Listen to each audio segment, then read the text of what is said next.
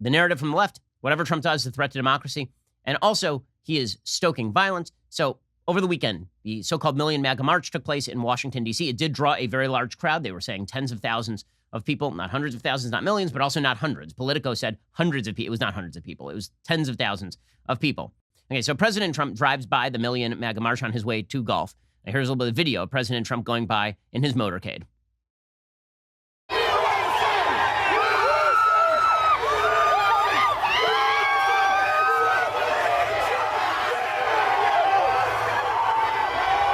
Okay, so he went by, he went golfing on Sunday. Everybody was marching in the meanwhile in Washington, D.C.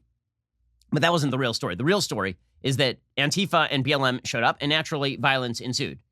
This is the way that it usually works. Usually what happens here is that there is some sort of Trump rally, some sort of Trump event, and then people from BLM and Antifa show up, and then confrontation naturally ensues. Some of these confrontations are from sort of the most aggressive members of the Trump crowd and BLM Antifa. And sometimes it's just BLM and Antifa beating the hell out of innocent people, like people who are not confrontational in any way. Here was some of the videos that were happening.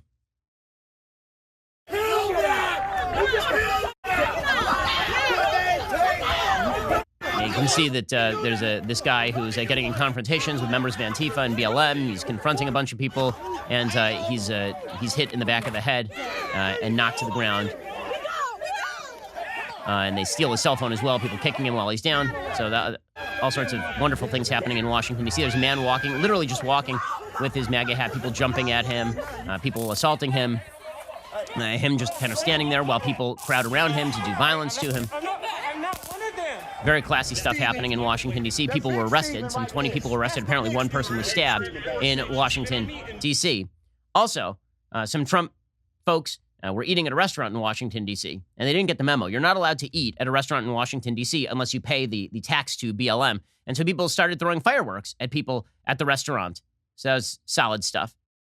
You can see here people just weren't up, and there they go. Somebody at BLM and Antifa just throwing fireworks at people inside a restaurant, which is delightful. That's good stuff happening here.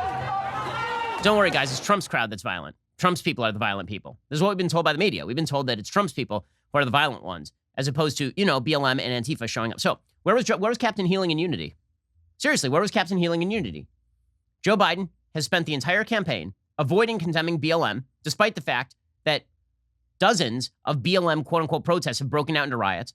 He spent the entire campaign completely ignoring the fact that Antifa is a violent group, instead suggesting, it's more of like a philosophy, like a generalized philosophy, which is a really cheap way of getting out of having to condemn the most radical members of your base. But radicalism is the theme among Democrats, right? The real battle right now is not happening between the right and the left. The real battle is supposedly happening inside the Democratic Party. I've been suggesting that there is no battle, that a lot of what's happening inside the Democratic Party right now is a shadow battle, that basically the only battle is whether Joe Biden and company can keep a lid on the simmering pot of discontent that is the Democratic base, or whether eventually they're just hijacked by that base. And you can see it happening in real time. I don't think that Joe Biden has the passion to actually contain that. I think there's a pressure cooker, the Democratic Party. And I think that Joe Biden and others have assumed that if you turn up the temperature on the pressure cooker, well, all that's going to do is cook the meat thoroughly. But eventually what ends up happening is the pressure cooker blows. And I think that pressure cooker is not likely to remain in stasis for very long.